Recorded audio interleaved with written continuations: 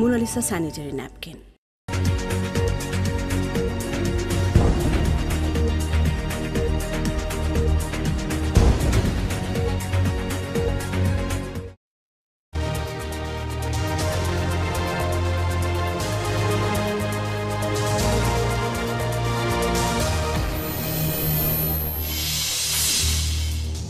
সংসদের আগে স্থানীয় নির্বাচনের প্রশ্নই আসে না বলছে বিএনপি। চলতি বছরের মাঝামাঝিতে জাতীয় নির্বাচন সম্ভব মন্তব্য মির্জা ফখরুলের। জিয়া অরফানেজ ট্রাস্ট দুর্নীতি মামলায় খালেদা জিয়ার আপিলের রায় আগামীকাল, রাজনীতি থেকে দূরে রাখতে মামলা, মন্তব্য আইনজীবীর। ৬ সংস্কার কমিশনের প্রতিবেদন পাওয়ার অপেক্ষায় সরকার। কাল আংশিক সুপারিশ মালা দেবে জনপ্রশাসন, পূর্ণাঙ্গ রিপোর্ট মাসের শেষে। তরুণ প্রজন্মের ভাষা বুঝতে ব্যর্থ হলে আগামীর ক্ষমতাসীনদেরও করুণ পরিণতি হবে। নারায়ণগঞ্জে গণসংযোগ কর্মসূচিতে হাসনাতের হুঁশিয়ারি। লেবাননের নতুন প্রধানমন্ত্রী হলেন আইসিজের প্রেসিডেন্ট নওয়াফ সালাম। 2 বছরের অচল অবস্থার অবসান, হিজবুল্লাহর ক্ষোভ প্রকাশ। সিলেট পর্ব শেষে চট্টগ্রামের অপেক্ষায় বিপিএল, টেবিলের শীর্ষে অপরাজিত রংপুর, তলানিতে ঢাকা। আসর জুড়ে দেশীয় ক্রিকেটারদের দাপট।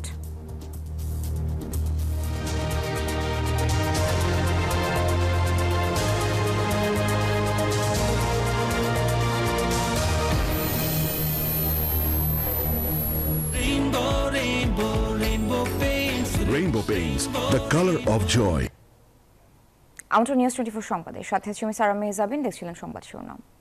শব্দের আরেক নাম, একদম ইউনিক স্ট্রাকচারাল ডিজাইনের কসমিক ডোর। এর ওয়াল থিকনেস ও রিপ থিকনেস বেশি থাকা থেকে 50 বছরেরও বেশি। কসমিক ডোর, নিশ্চিন্তে 50 বছর। এবার বিস্তারিত। জাতীয় নির্বাচনের আগে স্থানীয় সরকার নির্বাচনের প্রশ্নই আসে না বলেছেন বিএনপি মহাসচিব মির্জা ফখরুল ইসলাম আলমগীর। দুপুরে গুলশানে দলের চেয়ারপারসনের কার্যালয়ে সংবাদ সম্মেলনে এই কথা বলেন তিনি। মির্জা ফখরুল বলেন, সরকার চাইলে এ বছরের মাঝামাঝিতে জাতীয় নির্বাচন করা সম্ভব। ভারতের সঙ্গে করা সব চুক্তি জনসমক্ষে প্রকাশের আহ্বান জানান তিনি। বেগম খালেদা আগের চেয়ে শারীরিক ও মানসিকভাবে ভালো আছেন বলেও জানান বিএনপি মহাসচিব। সোমবার রাতে অনুষ্ঠিত বিএনপির জাতীয় স্থায়ী কমিটির বৈঠকের বিষয় তুলে ধরতে মঙ্গলবার দলের চেয়ারপারসনের গুলশান কার্যালয়ে সংবাদ সম্মেলনের আয়োজন করে বিএনপি। সেখানে দলের মহাসচিব মির্জা ফখরুল ইসলাম আলমগীর বলেন, বিএনপি মনে করে জাতীয় নির্বাচনের আগে কোনো অবস্থাতেই স্থানীয় নির্বাচন আয়োজন করার প্রয়োজন নেই। বলেন, সরকার আন্তরিক হলে চলতি বছরের মাঝামাঝি সময়ে জাতীয় নির্বাচন করা সম্ভব। আমরা মনে করি যে এই বছরই মাঝামাঝি সময়, অর্থাৎ আপনার জুলাই আগস্ট মধ্যেই নির্বাচন সম্ভব। জাতীয় সংসদ নির্বাচনের পূর্বে স্থানীয় সরকার নির্বাচনের কোনো প্রশ্নই হচ্ছে না, কারণ এখন তো ফোকাসটা পুরো দেশের, পুরো জাতির হচ্ছে আপনার এই জাতীয় সংসদ নির্বাচনের উপরে। ক্রাইসিসটা ওই জায়গাতেই। গত 3টা নির্বাচন হতে পারেনি, মানুষ সেই জন্যই তারা নির্বাচনের মধ্য দিয়েই যে গণতন্ত্রের উত্তরণের যে পথ, সেটাকে তারা সুগম করতে চায়। আওয়ামী লীগ আমলে ভারতের সঙ্গে করা সব চুক্তি জনগণের সামনে উপস্থাপনের আহ্বান জানান বিএনপি মহাসচিব। ভারতের সঙ্গে আমাদের যে চুক্তিগুলো আছে, সেই চুক্তিগুলোকে জনসম্মুখে উপস্থিত করা উচিত। এমনিতে পার্লামেন্টে করা উচিত ছিল, কিন্তু সেটা জনসম্মুখে উপস্থিত করা উচিত। এবং কোনো চুক্তি গ্রহণযোগ্য হতে পারে না যেটা বাংলাদেশের স্বার্থের বিরুদ্ধে যাবে। নিত্য প্রয়োজনীয় পণ্যের উপর ভ্যাট ট্যাক্স এবং গ্যাসের দাম বাড়ানোর সমালোচনা করে বিএনপি মহাসচিব বলেন, এর ফলে জনদুর্ভোগ আরও বাড়বে।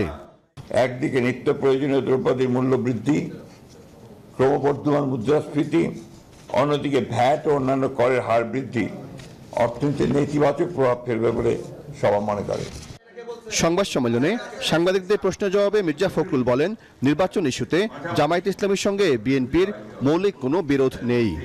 জামায়াত ইসলাম যে ইলেকশন পার্থক্য খুব বেশি আছে তো দেখি না। গত কয়েকদিন আগেও তো উনি বলেছেন যে দ্রুত ইলেকশন নির্বাচন করা দরকার, আগে জাতীয় সংসদ নির্বাচন করা দরকার। লন্ডনে চিকিৎসাধীন বেগম খালেদা জিয়ার শারীরিক অবস্থা আগের চেয়ে ভালো বলে জানান মির্জা ফখরুল। উনি মানসিক দিক দিয়ে, শারীরিক দিক দিয়ে আলহামদুলিল্লাহ আগের থেকে অনেক বেটার। সাইফুল ইসলাম, নিউজ 24, ঢাকা। এই যে আমার ব্যাংক আরএফএল গ্যাস স্টোভ, এর সায়েন্টিফিক নজল আর ব্রাশ বার্নার তাপকে সমানভাবে ছড়িয়ে খরচ বাঁচায় 25%। আরএফএল গ্যাস স্টোভ নিরাপদ ও গ্যাস সাশ্রয়ী। 304 ফুড গ্রেড স্টেইনলেস স্টিলে তৈরি, যা নিশ্চিত করে জংবিহীন সিঙ্কের আজীবন নিশ্চয়তা। আরএফএল কিচেন সিঙ্ক, স্বাস্থ্যকর কিচেনের চিরস্থায়ী সমাধান। ফ্যাসিস্ট শেখ হাসিনা সরকারের সাজানো কোর্ট খালেদা জিয়াকে মিথ্যা অভিযোগে সাজা দিয়েছিলেন। জিয়া অরফানেজ ট্রাস্ট মামলার রায়ের বিরুদ্ধে আপিল শুনানি শেষে কথা বলেছেন তার আইনজীবীরা। হাইকোর্ট বিভাগ খালেদা জিয়ার সাজা বাড়িয়ে দিয়ে আইনের মারাত্মক ব্যত্যয় করেছিলেন বলেও দাবি তাদের। বলেন, রাজনৈতিক উদ্দেশ্যে জিয়া পরিবারকে অভিযুক্ত করতে এই অভিযোগ আনা হয়েছিল। বুধবার আপিলের রায়ে বেগম খালেদা জিয়া ন্যায় বিচার পাবেন বলে আশা প্রকাশ করেছেন তার আইনজীবী। জিয়া অরফানেজ ট্রাস্টের টাকা আত্মসাতের অভিযোগে 10 বছরের কারাদণ্ড মাথায় নিয়ে কারাভোগ করেছেন 3 বারের সাবেক প্রধানমন্ত্রী বেগম খালেদা জিয়া। 2018 সালের 8 ফেব্রুয়ারি জিয়া অরফানেজ ট্রাস্ট দুর্নীতি মামলায় জেলে যেতে হয় তাকে। পরে নজিরবিহীনভাবে হাইকোর্টে এসে বিএনপি নেত্রীর সাজা বাড়ানো হয়। এ মামলায় 2 বছর 1 মাস 13 দিন জেল খাটেন বিএনপি চেয়ারপারসন। পরবর্তীতে শর্ত সাপেক্ষে নিজ বাসায় ফেরেন তিনি। বিচারিক আদালতের 5 বছরের সাজা বাড়িয়ে 10 বছর করার হাইকোর্টের রায়ের বিরুদ্ধে আপিল করেন খালেদা জিয়া। শুনানিতে তার আইনজীবী বলেন, জিয়া অরফানেজ ট্রাস্টের যে অর্থ আত্মসাতের কথা বলা হয়েছে সেই অর্থ সুরক্ষিত আছে। আগামীকাল রায়ে খালেদা জিয়া ন্যায় বিচার পাবেন বলে আশা তাদের। আগামীকালকে যেহেতু এই মামলার রায়ের দিন ধার্য হয়েছে, আমরা আশা করি দেশের সর্বোচ্চ আদালত থেকে আমরা ন্যায় বিচার পাব এবং তিনি সহ অন্যান্যরা খালাস পাবেন। খালেদা জিয়ার আইনজীবী বলেন, জিয়া পরিবারকে রাজনীতি থেকে দূরে রাখতেই এই অভিযোগ আনা হয়। আউট অফ পলিটিক্যাল গ্রাজ, ব্যক্তিগত জিঘাংসা, রাজনৈতিক প্রতিহিংসার কারণে মামলা দায়ের করা হয়েছিল। চতুর্থ দিনের শুনানি শেষে আগামীকাল রায়ের দিন ধার্য করেছেন আপিল বিভাগ। জিয়া অরফানেজ ট্রাস্টের নামে সরকারি টাকা আত্মসাতের অভিযোগে খালেদা জিয়াকে 5 বছরের কারাদণ্ড দেন ঢাকার বিশেষ জজ আদালত। তারেক রহমান সহ মামলার অপর 5 আসামির প্রত্যেককে 10 বছর করে সশ্রম কারাদণ্ড দেন আদালত। পাশাপাশি 6 আসামির প্রত্যেককে 2 কোটি 10 লাখ টাকা করে জরিমানা করা হয়। হাবিবুল ইসলাম হাবিব, নিউজ 24, ঢাকা। বিজলি কেবলস যে কোনো স্থাপনার বৈদ্যুতিক সংযোগকে রাখে নিরাপদ। এর স্কিন কোটেড ইনসুলেশন সম্পূর্ণ ফায়ার রিটার্ডেন্ট, তাই বিজলি কেবলস নিজেই নিজেকে নেভায়। বিজলি কেবলস, নিরাপদ আজীবন। রাজনৈতিক দল হিসেবে জামায়াত ইসলামীর বাতিল হওয়া নিবন্ধন ফিরে পেতে আপিলের পরবর্তী শুনানি আগামী মঙ্গলবার। প্রধান বিচারপতি সৈয়দ রেফাত আহমেদের নেতৃত্বাধীন বেঞ্চ দ্বিতীয় দিনের শুনানি শেষে এই দিন ধার্য করেন। গত 3 ডিসেম্বর বাতিল হওয়া নিবন্ধন ফিরে পেতে আপিল শুনানি শুরু হয়। গত 22 অক্টোবর খারিজ হওয়া আপিল পুনরুজ্জীবিত করে দেন দেশের সর্বোচ্চ আদালত। এর ফলে নিবন্ধন দলীয় প্রতীক দাঁড়িপাল্লা ফিরে পেতে জামায়াতের আইনি লড়াই করার পথ উন্মোচিত হয়। 2018 সালে 7 ডিসেম্বর বাংলাদেশ জামায়াত ইসলামী নিবন্ধন বাতিল করে প্রজ্ঞাপন জারি করে নির্বাচন কমিশন।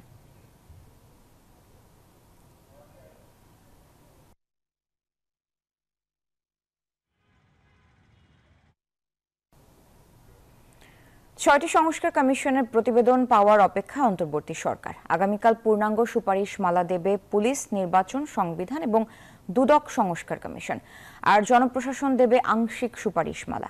আগামীকাল সুপারিশের একটি অংশ জমা দেবেন বলে জানিয়েছেন জনপ্রশাসন সচিব মোখলেসুর রহমান। পূর্ণাঙ্গ সুপারিশ মালা দেয়া হবে মাসের শেষ দিকে। বিচার বিভাগ সংস্কার কমিশনও প্রধান উপদেষ্টার কাছে সুপারিশ জমা দেবে এ মাসের শেষে। রাষ্ট্র সংস্কারের জন্য গত 3 অক্টোবর 6টি সংস্কার কমিশন গঠন করে অন্তর্বর্তী সরকার। 31 ডিসেম্বর তাদের প্রতিবেদন জমা দেওয়ার কথা থাকলেও কাজ শেষ না হওয়ায় 15 জানুয়ারি পর্যন্ত সময় বাড়ানো হয়। কমিশন আমাদের 15 তারিখে একটা আমাদের কি বলবো যে পার্ট রিপোর্ট দাখিল হবে, আর যে নির্দিষ্ট টাইমে সেই সময় আমাদের সবাই মিলে পুরো রিপোর্টটা দাখিল করা হবে with the leadership of our chair. না, এগুলো নিয়ে আর এখন শুনেন, আমরা ওখানে দাখিল হলেই এগুলো সবাই জানবে, এটা পাবলিক ডকুমেন্ট, এটা নিয়ে কোনো সমস্যা নেই। 6 সংস্কার কমিশনের প্রতিবেদন নিয়ে আরো জানাতে সচিবালয় থেকে যুক্ত হচ্ছেন সহকর্মী শাহনাজ ইয়াসমিন। ইয়াসমিন, কমিশনগুলো সুপারিশমালা পাওয়ার পর কি প্রক্রিয়া এগোবে সরকার? বিস্তারিত কি তথ্য আছে আপনার কাছে এই বিষয়ে জানাবেন আমাদের।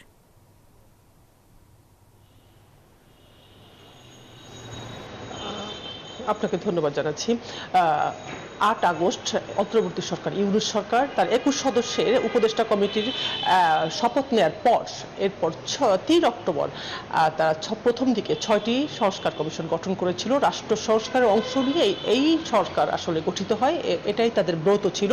সেই হিসেবে তাদের সরকার গঠনের ঠিক 1-1.5 মাস পর এই প্রথম দিকে 6টি কমিশন গঠন করেছে। সংবিধান সংস্কার কমিশন, নির্বাচন, দুদক, জনপ্রশাসন, বিচার বিভাগ সংস্কার কমিশন এবং এরপর পরের মাসেই ঠিক নভেম্বরের 19 তারিখে আরও 5টি সংস্কার কমিশন গঠন করা হয়েছিল এবং এই 5টি কমিশন তাদের সুপারিশ জমা দেওয়ার এখন পর্যন্ত তারিখ আছে ফেব্রুয়ারি 17 তারিখ পর্যন্ত। আর প্রথম দিকে 6 কমিশনে তাদের 3 মাসের ভিতরে 31 ডিসেম্বর পর্যন্ত সময়সীমা ছিল, তারা 15 জানুয়ারি পর্যন্ত বাড়ালো, কিন্তু 15 জানুয়ারি আসলে দিতে পারবে 4টি কমিশন, সেটা হলো সংবিধান সংস্কার কমিশন এবং পুলিশ সংস্কার কমিশন, দুদক সংস্কার কমিশন এবং নির্বাচন সংস্কার কমিশন। জনপ্রশাসন এবং বিচার বিভাগ তারা এই মাসের শেষের দিকে দিবে, জনপ্রশাসন আংশিক দিবে বলে যেটা জনপ্রশাসন সচিব জানিয়েছেন। এবং সকালে পুলিশ সংস্কার কমিশন প্রধান সফরাজ হোসেনের সাথে আমার কথা হয়েছিল, তাদের অফিস হলো মাতৃভাষা ইনস্টিটিউটে। উনি যেটা বলেছেন গত আগামীকাল প্রধান উপদেষ্টার কাছে তারা এই তাদের সুপারিশ জমা দেওয়ার পর তাদের কি কাজ হবে, কি করণীয় হবে, তারা আরও এই কমিশন তাদের অফিসে কাজ করবেন কিনা সে বিষয়ে নির্দেশনা দিবেন প্রধান উপদেষ্টার দপ্তর থেকে, অর্থাৎ প্রধান উপদেষ্টা নিজেই জানাবেন। এবং এই যে সুপারিশ 4 কমিশন জমা দিবেন এবং জনপ্রশাসন সংস্কার কমিশন আংশিক জমা দিবেন। জনপ্রশাসন সচিব যেটা বলেছেন এটা পাবলিক ডকুমেন্ট, সবাইকে জানানো হবে। এটা আসলে প্রধানমন্ত্রী প্রেস উইং, প্রধান উপদেষ্টার প্রেস উইং থেকেই জানানো হবে। এটা কবে নাগাদ জানাবে, কতটা জানাবে, কারণ আমরা জানি যে এই সংস্কার কমিশনের সুপারিশগুলো নিয়ে রাজনৈতিক দলগুলোর সাথে বৈঠক করবেন অন্তর্বর্তী সরকার। সেক্ষেত্রে সেখান থেকে আসলে নির্বাচনের পরবর্তী ধাপ, নির্বাচনের রোডম্যাপ তৈরি হবে। সংস্কার নিয়ে আমরা জানি সরকারের বড় একটি জায়গা সংস্কার করা, তারপর নির্বাচন আসবে। অতএব আমাদের অপেক্ষা করতে হবে প্রধান উপদেষ্টার দপ্তর থেকে কি জানানো হয়। সালাম হিসাবে ইয়াসমিন, আপনাকে ধন্যবাদ। দর্শক সচিবালয় থেকে যুক্ত ছিলেন সহকর্মী শাহনাজ ইয়াসমিন। রাজনৈতিক বা ঊর্ধ্বতন কর্তৃপক্ষের বেআইনি নির্দেশ মানতে বাধ্য নয় পুলিশ, তবে জুলাই আগস্টের অভ্যুত্থানে অস্ত্র ব্যবহারের ক্ষেত্রে সেই নীতির তোয়াক্কা করেননি বাহিনীটির সদস্যরা। পুলিশ যেসব অস্ত্র ব্যবহার করে সেসব নিয়েও আছে বিস্তর বিতর্ক। নতুন বাস্তবতায় এসব ক্ষেত্রে পরিবর্তন চায় পুলিশ সংস্কার কমিশন। প্রাণঘাতী অস্ত্রের ব্যবহার সীমিত করার পাশাপাশি প্রশিক্ষণ ব্যবস্থাও ঢেলে সাজানোর সুপারিশ করা হচ্ছে। বিস্তারিত মাসুদা লাবণীর প্রতিবেদনে। পুলিশ বাহিনীর সদস্যদের হাতে প্রাণঘাতী অস্ত্র রাখা ঠিক কি ঠিক নয় তা নিয়ে চলছে আলোচনা। অনেকে পরামর্শ দিচ্ছেন প্রাণঘাতী অস্ত্র আর নয়, কারণ আন্দোলন সংগ্রাম সহ বিভিন্ন ঘটনায় এর মাত্রাতিরিক্ত ব্যবহার প্রাণ কেড়েছে বহু মানুষের। জুলাই আগস্ট আন্দোলনেও দেখা গেছে সেই চিত্র। তবে প্রাণঘাতী অস্ত্র কি একেবারেই থাকবে না পুলিশ সদস্যদের হাতে? সংশ্লিষ্টরা বলছেন এমন পরামর্শ বাস্তবসম্মত নয়। বলা হচ্ছে যেসব অস্ত্র কম পাল্লার সেগুলো থাকতে পারে পুলিশ সদস্যদের হাতে, যেমন 9mm পিস্তল। এই অস্ত্রের ইফেক্টিভ রেঞ্জ বা কার্যকর সীমা 50 মিটারের মতো। আরেকটি পিস্তল রয়েছে 7.62 mm, এর কার্যকর সীমা 300 মিটার, অর্থাৎ এই পিস্তল বাদ দেয়া যেতে পারে। শটগানের লেড প্যালেট বা সীসার তৈরি ছোট গুলির ব্যবহার নিষিদ্ধের কথাও ভাবা হচ্ছে। এ ধরনের গুলি পরিচিত ছররা গুলি নামে, যেগুলি শরীরের ভেতর থেকে যেতে পারে বছরের পর বছর। সংস্কার কমিশন মনে করছে এটা অনেক বেশি অমানবিক। আবার পুলিশের যে প্রশিক্ষণ ব্যবস্থা তাতেও আনতে হবে পরিবর্তন। অস্ত্র ব্যবহারের ক্ষেত্রে জাতিসংঘের নীতিমালা অনুসরণ করা হবে অনেকটাই। ইউএনএ যে আমরা পিসকিপিং মিশনে যে আমাদের এখানে যে লোকজন যায়, তারা কিন্তু ওখানে ওদের একটা আইন আছে, সেই আইন অনুযায়ী আমাদের পুলিশ কর্মকর্তাদেরকে ওইটাকে মেনে তাদের কার্যক্রম করতে হয়। আমরা ওইটাকে একটু আমাদের দেশে রেপ্লিকেট করার চিন্তা করছি, সো দ্যাট পুলিশ যা কিছু করতে পারবে না। রাজনৈতিক বা ঊর্ধ্বতন কর্তৃপক্ষের বেআইনি আদেশ মানতে বাধ্য নয় আইন শৃঙ্খলা বাহিনী, কিন্তু তার ব্যত্যয় ঘটেছে হরহামেশাই। ঊর্ধ্বতন কর্তৃপক্ষের আইনসঙ্গত আদেশ মানতে বাধ্য, বেআইনি নয়। লেথাল ওয়েপন ইউজের ব্যাপারে আমরা আরো আমাদের কিছু প্রস্তাবনা আছে। তো পুলিশের সবচেয়ে কম শক্তি প্রয়োগ করে আপনাকে সিচুয়েশন কন্ট্রোল করার কথা নির্দেশনায় আছে। বিশৃঙ্খলা নিয়ন্ত্রণে কয়েকটি স্তরে অগ্রসর হতে পারে আইন শৃঙ্খলা বাহিনী। শুরুতেই আলাপ আলোচনা, এরপর সতর্ককরণ বা লাঠি প্রদর্শন, এতে কাজ না হলে লাঠিচার্জ, এরপর জল কামান, কাঁদানে গ্যাস কিংবা টিয়ার গ্যাসের ব্যবহার করা যেতে পারে। পরিস্থিতি নিয়ন্ত্রণ একেবারে কষ্টকর হয়ে গেলে তবেই ব্যবহার করা যেতে পারে ছড়রাগুলি। প্রাণঘাতী অস্ত্রের ব্যবহার করা না করার প্রশ্নে কি ভাবছে পুলিশ? পুলিশের যে অস্ত্রের যে প্রাধিকারের যে বিষয়টি রয়েছে এবং অস্ত্র ব্যবহার সংক্রান্ত যে বিষয়গুলো রয়েছে সেগুলো নিয়ে কিন্তু আমরা কাজ করছি এবং এটি চলমান রয়েছে এবং আমরা আশা করছি যে খুব শীঘ্রই একটি সমাধানে পৌঁছতে পারবো আমরা। এখন প্রশ্ন হলো, প্রাণঘাতী অস্ত্রের ব্যবহার সীমিত করা বা প্রশিক্ষণ ব্যবস্থা বদলে দিয়ে কতটা জনবান্ধব করা যাবে পুলিশকে? কারো হয়ে কাজ করার জায়গা থেকে যদি নিজেদেরকে মুক্ত করতে না পারে, তাহলে যে সংস্কারের পুলিশের ক্ষেত্রে যে সংস্কারের কথা বলা হচ্ছে সেই সংস্কারটা আসলে আদতে মানুষের কল্যাণে কাজ হবে না। এই অপরাধ বিশেষজ্ঞ মনে করেন, আসলে ইতিবাচক ফল চাইলে বন্ধ করতে হবে রাজনৈতিক হস্তক্ষেপ। স্বাস্থ্য মন্ত্রণালয়ের হিসাব অনুযায়ী জুলাই অভ্যুত্থানে 826 জন নিহত এবং 11,306 জন আহত হয়েছেন। বেশিরভাগই হন গুলির শিকার। তাই প্রাণঘাতী অস্ত্রের ব্যবহার নিয়ে নড়েচড়ে বসেছে অন্তর্বর্তী সরকার। এর সঙ্গে মানবাধিকার রক্ষার প্রসঙ্গটিও ওতপ্রোতভাবে জড়িত। মাসুদা লাবনী, নিউজ 24, ঢাকা। বৈষম্য বিরোধী ছাত্র আন্দোলনের আহ্বায়ক হাসনাত আব্দুল্লাহ বলেছেন, পরবর্তীতে যারাই ক্ষমতায় আসবে তারা তরুণ প্রজন্মের ভাষা বুঝতে ব্যর্থ হলে আওয়ামী লীগের মতোই পরিণতি হবে। বলেন, আওয়ামী লীগের রাজনীতি পুনর্বাসিত হবে কিনা তা আলোচনার বিষয় নয়, বরং আওয়ামী লীগের ওয়ার্ড থেকে কেন্দ্র পর্যন্ত প্রত্যেকটি নেতাকর্মীকে বিচারের আওতায় আনতে হবে। সকালে নারায়ণগঞ্জ শহরের চাষারায় কেন্দ্রীয় শহীদ মিনারের গণসংযোগ ও লিফলেট বিতরণ কর্মসূচিতে তিনি এসব কথা বলেন। জুলাই বিপ্লবের ঘোষণাপত্রের দাবিতে জাতীয় নাগরিক কমিটি ও বৈষম্য বিরোধী ছাত্র আন্দোলনের যৌথ উদ্যোগে এর আয়োজন করা হয়। যারা বলতে চাইবে যে নির্বাচন পার্টিসিপেটর হবে না, আমরা ধরে নিব গত 16 বছর ধরে আওয়ামী লীগ যে জাহিলিয়াতের রাজনীতি বাংলাদেশে কায়েম করেছিল সেখানে তাদের ইন্ধন ছিল। পরবর্তীতে যারাই নীতি নির্ধারণের পর্যায়ে আসবে ওই তরুণ প্রজন্মের ভাষা যদি আপনারা বুঝতে পারতে হন, তাহলে আওয়ামী লীগের পরিণতির মতো আপনাদের পরিণতি হবে। পিলখানা হত্যাকাণ্ডের ঘটনায় জেলে বন্দী নিরপরাধ বিডিআর সদস্যদের দ্রুত মুক্তি এবং চাকরিচ্যুতদের পুনর্বহালের দাবি জানিয়েছেন পরিবারের সদস্যরা। মঙ্গলবার জাতীয় প্রেস ক্লাবে এক সংবাদ সম্মেলনে এই দাবি জানান তারা। এছাড়া ফ্যাসিস্ট সরকারের পিলখানা হত্যাকাণ্ড মামলায় পুনঃ তদন্ত কমিশনের প্রজ্ঞাপন থেকে বিতর্কিত শব্দ অনুচ্ছেদ প্রত্যাহারের দাবিও জানানো হয়। সকলেই আজকে যারা এখানে উপস্থিত আছে, মঙ্গলবার জাতীয় প্রেস ক্লাবে বিডিআর কল্যাণ পরিষদের সহযোগিতায় কারা নির্যাতিত বিডিআর পরিবার আয়োজন করে এই সংবাদ সম্মেলনের। এতে 4 দফা দাবি তুলে ধরেন বক্তারা। আমরা আশা করেছি যে এখন যে বর্তমান যে তদন্ত গঠন হয়েছে সেখানে আমরা ভালো কিছু পাবো। সুষ্ঠু বিচার হোক, যারা প্রকৃত দোষী, প্রকৃত পরিকল্পনাকারী তাদের বিচারের আওতায় আনা হোক এবং যাদের নিরপরাধ যেসব বিডিআর সদস্যকে যাবজ্জীবন ফাঁসি দেওয়া হয়েছে এটা তদন্ত সাপেক্ষে তাদেরকে মুক্ত করা হোক। পিলখানা হত্যাকাণ্ড দুটি সুশৃঙ্খল বাহিনীকে ধ্বংস করার হাসিনা সরকারের মহাপরিকল্পনার অংশ ছিল বলে মন্তব্য করেন আলোকচিত্রী শহীদুল আলম। এই নিপীড়ক সরকারকে আমরা এত কষ্ট করে হটিয়েছি, এই নিপীড়ক সরকার কিন্তু তার ব্যক্তি স্বার্থে, তার দলের স্বার্থে এই জিনিসটা ঘটিয়েছেন। অনুষ্ঠানে বৈষম্য বিরোধী ছাত্র আন্দোলনের কেন্দ্রীয় সমন্বয়ক মাহিন সরকার ফ্যাসিস্ট সরকারের আমলে দেয়া পিলখানা হত্যাকাণ্ডের বিচারের রায় বাতিল করে নিরপরাধ বিডিআর জওয়ানদের মুক্তির দাবি জানান। আপনাদের যে কমিশন, সেই কমিশন যতক্ষণ পর্যন্ত না স্বাধীনভাবে তাদের তদন্ত রিপোর্ট জমা দেবে এবং সেখানে জন আকাঙ্ক্ষার প্রতিফলন না ঘটবে, ততক্ষণ পর্যন্ত আমরা মনে করি সকল বিডিআর যারা সদস্য আছেন, যাদেরকে অন্যায়ভাবে আটক করা হয়েছে, তাদের মুক্তি পাওয়ার অধিকার রয়েছে।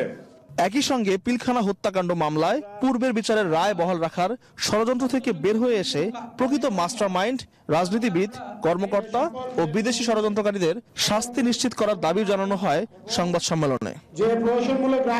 আল মোহাইমিনুল খান, নিউজ 24, ঢাকা। সংবাদের সময় হলো একটি বিরতি, ফিরছি আরো খবর নিয়ে, সাথে থাকুন।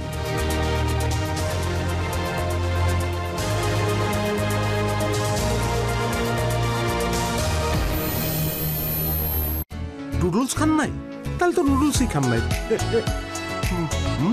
নুডলস খান নাই তো নুডলসই খান নাই।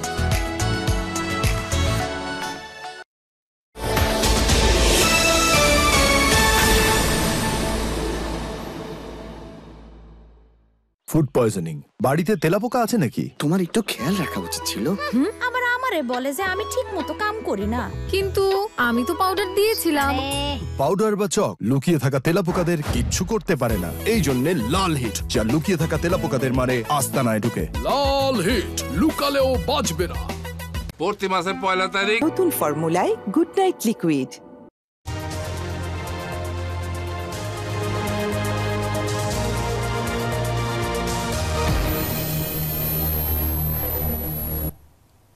আমন্ত্রণ আরেকবার নিউজ 24 সংবাদে। হিউম্যান মেটানিউমো ভাইরাস HMPV করোনার মতো নয়, এমনকি এই ভাইরাস মহামারী হওয়ার কোনো লক্ষণও নেই। তাই আতঙ্কিত হওয়ার দরকার নেই বলে জানিয়েছে স্বাস্থ্য অধিদপ্তর। প্রয়োজনীয় নির্দেশনা মেনে চললেই HMPV সংক্রমণ প্রতিরোধ সম্ভব বলে জানিয়েছে স্বাস্থ্য মন্ত্রণালয়। সুকন্যা আমিরের প্রতিবেদন। অন্যান্য শ্বাসতন্ত্রের রোগের মতো ফ্লু এর উপসর্গ সৃষ্টি করে হিউম্যান মেটানিউমো ভাইরাস, তবে সাধারণত 2 থেকে 5 দিনের মধ্যে ভালো হয়ে যায়। তাই আতঙ্কিত হওয়ার দরকার নেই বলে জানিয়েছে স্বাস্থ্য অধিদপ্তর। সাধারণ মানুষের জন্য অযথা আতঙ্কিত না হয়, কারণ করোনার প্যান্ডেমিক যে সিচুয়েশন, এই ধরনের সম্ভাবনা খুবই কম। যাদের রোগ প্রতিরোধ ক্ষমতা কম তাদেরকে ভাইরাসটা বেশি অ্যাটাক করে। খুব যৌক্তিক প্রয়োগ না, তবে সিমটোমেটিক চিকিৎসা সেগুলো দেওয়া যায়। যেহেতু ভাইরাল ডিজিজ, এর স্পেসিফিক কোনো চিকিৎসা নাই বা করোনার মতো এর ভ্যাকসিনেশনের দরকার হয় না। সম্প্রতি চীন ও অন্যান্য দেশে এর প্রাদুর্ভাব দেখা দেওয়ায় বাংলাদেশের সংক্রমণ নিয়ন্ত্রণে রাখা আবশ্যক। আর তাই HMPV ভাইরাস প্রতিরোধে দেশের সব স্বাস্থ্য সেবা কেন্দ্র ও পয়েন্টস অফ এন্ট্রিগুলোতে স্বাস্থ্যবিধি মানা জরুরি বলছে স্বাস্থ্য অধিদপ্তর। সবচেয়ে উৎস যেখানে চায়নাতে, ওখানে কিন্তু এরকম কোনো প্যানিক করে এখন এটাকে নিয়ে এমার্জেন্সি ডিক্লেয়ার করবে সেরকম তারা কিন্তু এখন কিছু করেনি। আমি যতটুকু মনে করি ওখানেও এটা প্রায় 3 বা 4 নম্বরে আছে ওদের সিভিয়ারিটি রেটিংয়ে আর কি। আর বাংলাদেশে যেটা অবস্থা, যেহেতু এটা আমরা এখন আমাদের দেশে এরকম কোনো আতঙ্কিত হওয়ার মতো অবস্থা নেই বা কেসও নেই, সেক্ষেত্রে আসলে এখানে আমাদের জন্য যে সুবিধা, যে কোভিডের মতোই আমরা বলছি যে হাঁচি কাশি থেকে দূরে থাকা বা একটু দূরে থাকা, বিদেশ থেকে আসলে জ্বর আসলে চিকিৎসকের শরণাপন্ন হওয়া। ভয়াবহতার দিক দিয়ে করোনার মতো নয় HMPV, আতঙ্কিত না হয়ে সতর্ক থাকার পরামর্শ বিশেষজ্ঞদের। SARS-CoV-2, HMPV, RSV এগুলো সবাই আসলে রেসপিরেটরি ট্র্যাক্টে ইনফেকশন করে, ভাইরাল ফ্লু তৈরি করে। আর এইগুলোর উপরে যদি অন্য ইনফেকশন হয় সেটা ব্যাকটেরিয়াল, একদম সাধারণ ফ্লু এর মতন চিকিৎসা চলবে এখন পর্যন্ত। একেবারে মানুষের জন্য পরামর্শ হচ্ছে এটাকে এখন পর্যন্ত সাধারণ ফ্লু বিবেচনা করে চলবেন। HMPV সংক্রমণ প্রতিরোধে মাস্ক ব্যবহার, হাঁচি কাশির সময় টিস্যু দিয়ে নাক মুখ ঢেকে রাখা, আক্রান্ত ব্যক্তির সংস্পর্শ এড়িয়ে চলা, হাত ধোয়া, অপরিষ্কার হাতে চোখ নাক মুখ না ধরা সহ 7 দফা নির্দেশনা দিয়েছে স্বাস্থ্য অধিদপ্তর। সুকন্যা আমির, নিউজ 24, ঢাকা। বিএনপির সিনিয়র যুগ্ম মহাসচিব রুহুল কবির রিজভী বলেছেন, দেশ কিভাবে চলবে তা নির্ধারণ করবে জনগণ, অন্য কোনো দেশকে তা নির্ধারণ করতে দেয়া হবে না। মঙ্গলবার বেলা 11টায় রাজশাহী শহীদ জিয়াউর রহমান শিশু পার্কের সামনে মহানগর যুবদল আয়োজিত শীত বস্ত্র বিতরণ অনুষ্ঠানে তিনি কথা বলেন শেখ হাসিনা ক্ষমতা রক্ষায় শুধু ভারতকেই মুরব্বী মানতেন। গোপন চুক্তির মাধ্যমে তিনি ভারতের স্বার্থে সবকিছুই দিয়েছেন। এই দেশ কিভাবে চলবে তার নীতিমালা নির্ধারণ করবে বাংলাদেশের জনগণ, অন্য কোন দেশ এই নীতিমালা নির্ধারণ করে দেবে না। তারা চায় যে বাংলাদেশে সংঘাত হোক, সহিংসতা হোক, বাংলাদেশে সাম্প্রদায়িক দাঙ্গা হোক, তাহলেই তারা বাংলাদেশের যে পরিবর্তন, এই পরিবর্তনের মুখে তারা চুনকালি দিতে পারে। আমি এই চেয়ারে বসবো না।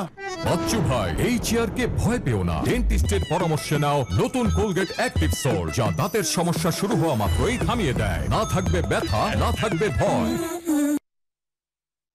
সাভারে রুদ্র হত্যা মামলায় জড়িত 3 জনকে গ্রেফতার করেছে পিবিআই। হত্যায় জড়িত থাকার কথা স্বীকার করে জবানবন্দি দিয়েছেন আসামিরা।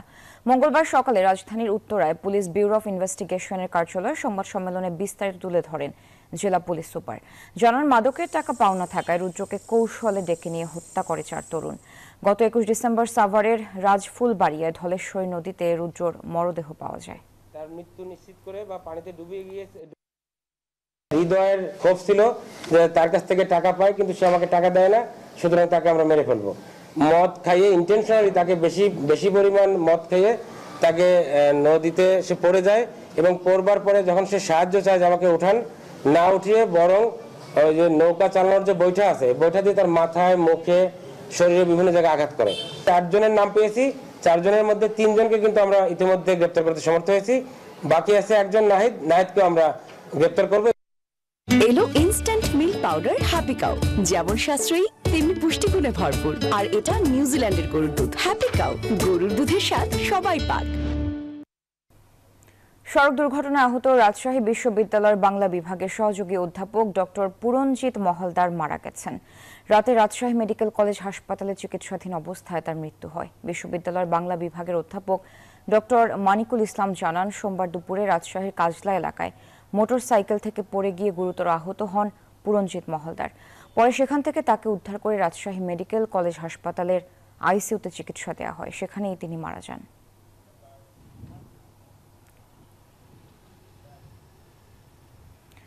কাওয়ালি অনুষ্ঠানে ভাঙচুরের ঘটনায় উত্তেজনা তৈরি হওয়ায় ময়মনসিংহের কালু শাহের মাজারে 144 ধারা জারি করেছে প্রশাসন। ভাঙচুরের প্রতিবাদে মঙ্গলবার সকালে মানববন্ধনের ডাক দেয় মাজারপন্থীরা। এতে এলাকায় উত্তেজনা দেখা দিলে থানাঘাট থেকে রেলির মোড় পর্যন্ত 144 ধারা জারি করে স্থানীয় প্রশাসন। বলবৎ থাকবে 5:30 পর্যন্ত। অপ্রীতিকর ঘটনা এড়াতে সতর্ক অবস্থানে রয়েছে আইনশৃঙ্খলা বাহিনী। গত বুধবার রাতে মাজারটিতে ভাঙচুরের ঘটনা ঘটে।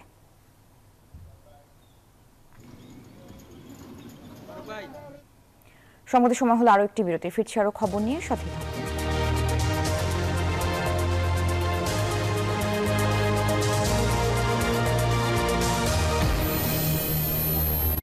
নুডলস খান নাই কো?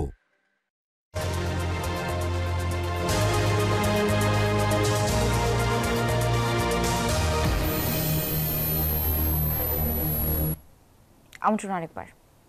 বাংলাদেশ সীমান্তে আগ্রাসন বাড়ছে ভারতের। কাঁটাতারের বেড়া নির্মাণকে কেন্দ্র করে এখনও থমথমে লালমনিরহাটের দহগ্রাম সীমান্ত এলাকা। ঘটনার 2 দিন পরও উদ্বেগ, আতঙ্ক এলাকাবাসী। শুক্রবার বাংলাদেশের দহগ্রাম সীমান্তে আন্তর্জাতিক সীমান্ত আইন না মেনে শূন্যরেখার 150 গজের একদম শেষ অংশে কাঁটাতারের বেড়া স্থাপন করে বিএসএফ। শেষমেশ বিজিবি বিএসএফ এর মধ্যস্থতায় বেড়া নির্মাণ কার্যক্রম বন্ধ করে ভারত। গত শুক্রবার সকালে লালমনিরহাটের পাটগ্রামের দহগ্রাম সীমান্তের প্রায় অর্ধ কিলোমিটারের মধ্যে ভারতীয় সীমান্তরক্ষী বাহিনী বিএসএফ প্রায় 4 ফুট উঁচু কাঁটাতারের বেড়া স্থাপন করে।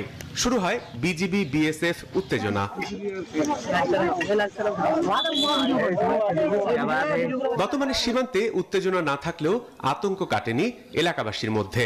এখন আমরা কৃষিকাজ করতে গেলাম, তারা 0 লাইনে বেড়া দিতেছে, এখন চোরাচালান হিসাবে আমাদেরকে ফায়ার করে দিবে। আজকে হয়তো তারা 4 ফিটের মতো বেড়াকাটা স্থাপন করেছে, নেক্সটে তারা এই বেড়াকাটাকে 10 ফিট বা 15 ফিটে রূপান্তরিত করবে। এদিকে বিজিবি জানিয়েছে সতর্ক অবস্থানে রয়েছেন তারা। বিষয়টা নিয়ে আমাদের ঊর্ধ্বতন কর্তৃপক্ষের মাধ্যমে সমাধানের একটা চেষ্টা অব্যাহত আছে।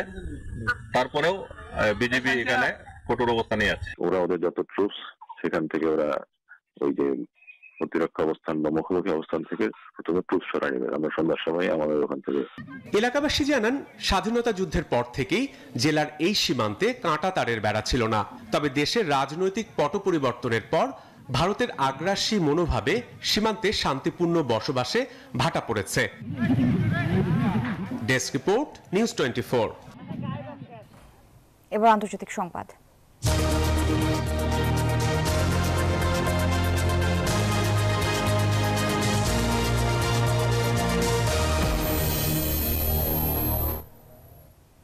আন্তর্জাতিক বিচার আদালত আইসিজের প্রেসিডেন্ট নওয়াফ সালামকে লেবাননের প্রধানমন্ত্রী নির্বাচিত করেছেন দেশটির প্রেসিডেন্ট জোসেফ আউন।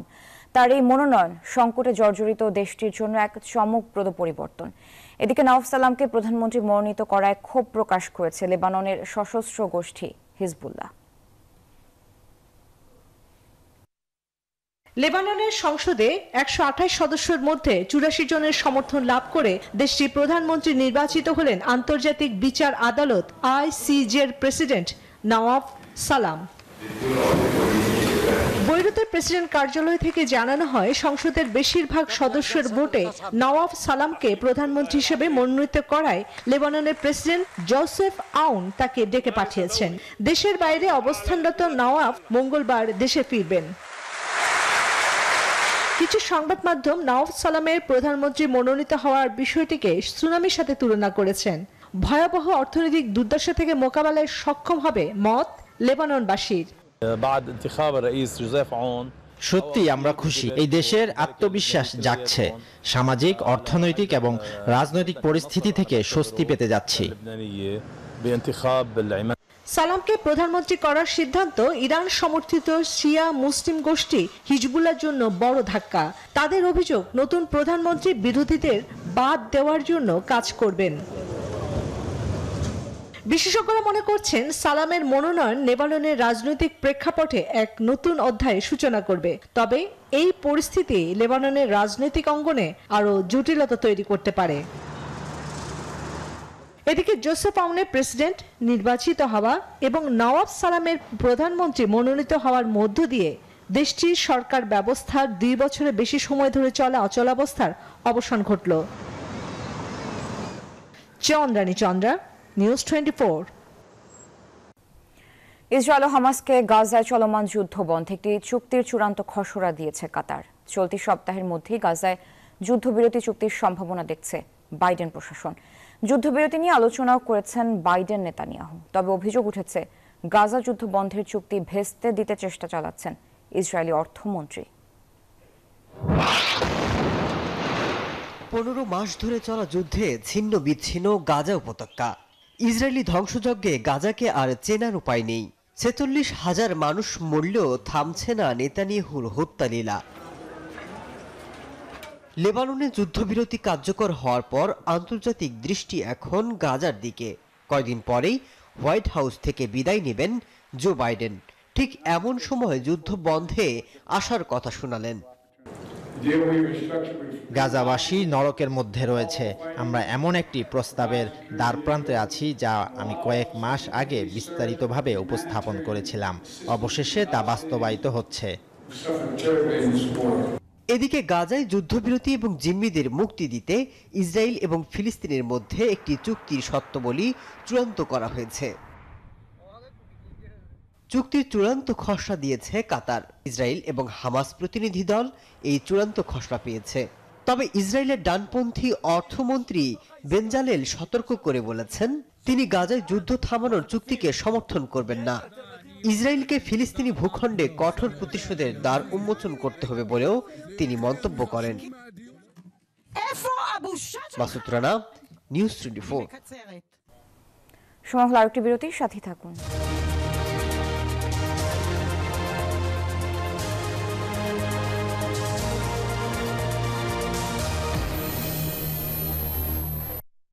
নুডলস খান নাই? তাহলে তো নুডলসই খান নাই। নুডলস খান নাই তো নুডলসই খান নাই।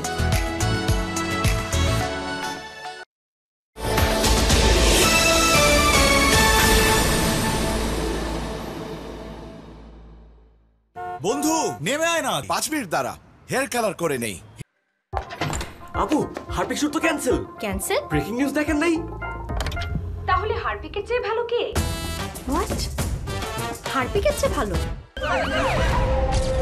দোষী সাধারণ ডিটারজেন্ট, তাই কাপড়কে বাঁচাতে ব্যবহার করুন অরিক্স ক্রিস্টাল ওয়াশ, আপনার লন্ড্রি এক্সপার্ট।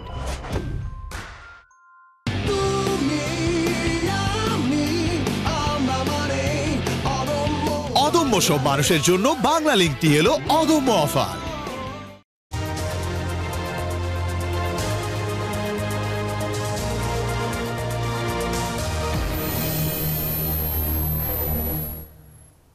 আমন্ত্রণ আরেকবার নিউজ 24 সংবাদে। এবার জানাবো খেলার সংবাদ।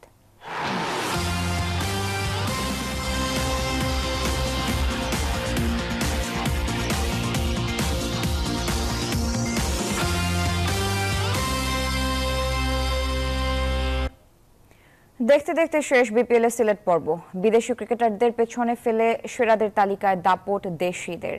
পয়েন্ট টেবিলে সবার উপরে রংপুর রাইডার্স। নানা রেকর্ড ও ঘটনা প্রবাহে সিলেট পর্ব শেষ করে বন্দর নগরী চট্টগ্রামে আসর মাতানোর অপেক্ষায় খেলোয়াড়রা। চায়ের নগরীতে 4 ছক্কার উন্মাদনায় এতদিন মজে ছিল ক্রিকেট প্রেমীরা। রংপুরের ধারাবাহিক জয়, খুলনার টানা হার, স্বাগতিক সিলেটের সান্ত্বনার জয় ও লিটন তানজিদের ব্যাটে ঢাকা ক্যাপিটালসের রেকর্ডের চূড়ায় ওঠা সবই হয়েছে এই শহরে। ঢাকা পর্বের পর সিলেট থেকেও শতভাগ সফলতা নিয়ে চট্টগ্রামে যাচ্ছে নুরুল হাসান সোহানের দল। টানা 7 ম্যাচ জিতে পয়েন্ট টেবিলের সবার ধরাছোঁয়ার বাইরে রংপুর রাইডার্স। 7 ম্যাচে 14 পয়েন্ট নিয়ে সেরা 4 থেকে প্লে অফ খেলাটা প্রায় নিশ্চিতই করে ফেলেছে দলটি। অন্যদিকে এখনো মুদ্রার উল্টো পিঠ দেখছে মেগা স্টার শাকিব খানের দল ঢাকা ক্যাপিটালস। 7 ম্যাচ খেলে একটি মাত্র জয় দলটির। শেষ 3 ম্যাচে 6 পয়েন্ট নিয়ে 2 চিটাগং কিংস। 1 ম্যাচ বেশি খেলা বরিশালের পয়েন্টও 6। নেট রান রেটে এগিয়ে থাকায় 2 চিটাগং। 5 ম্যাচে 4 পয়েন্ট নিয়ে 4 সিলেট পর্বের সব ম্যাচ হারা খুলনা টাইগার্স। 6 ম্যাচ করে খেলে 4 পয়েন্ট নিয়ে টেবিলের যথাক্রমে 5 ও 6 নম্বরে আছে সিলেট স্ট্রাইকার্স ও দুর্বার রাজশাহী। এবারের বিপিএলে ব্যাটে বলে দেশি খেলোয়াড়দের অসাধারণ নৈপুণ্য উপভোগ করেছে দর্শকরা, যার প্রমাণ সর্বোচ্চ রান ও উইকেট শিকারীর তালিকায় শীর্ষে জাকির হাসান ও তাসকিন আহমেদের থাকা। ব্যাট হাতে 6 ম্যাচে 50.20 গড়ে প্রায় 150 স্ট্রাইক রেটে 251 রান করা সিলেটের উইকেটকিপার ব্যাটার জাকিরের। অন্যদিকে বল হাতে সবাইকে ছাড়িয়ে দুর্বার রাজশাহীর তারকা পেসার তাসকিন আহমেদ। 6 ম্যাচে 14 পয়েন্ট নিয়ে তালিকার শীর্ষে এই স্পিড স্টার। এরই মধ্যে তাসকিন 1 ম্যাচে 7 উইকেট নিয়ে বিপিএল ইতিহাসে সেরা বোলিং ফিগারের মালিক। বিপিএলে চট্টগ্রাম পর্বেও দেশি ক্রিকেটারদের দাপট অব্যাহত থাকবে এমনটাই প্রত্যাশা দর্শকদের। Desk report, news 24। এই ছিল নিউজ 24 সংবাদ। আর সংবাদ ও বিশ্লেষণ জানতে ভিজিট করুন news24bd.tv। এতক্ষণ সাথে থাকার জন্য অনেক অনেক ধন্যবাদ সবাইকে।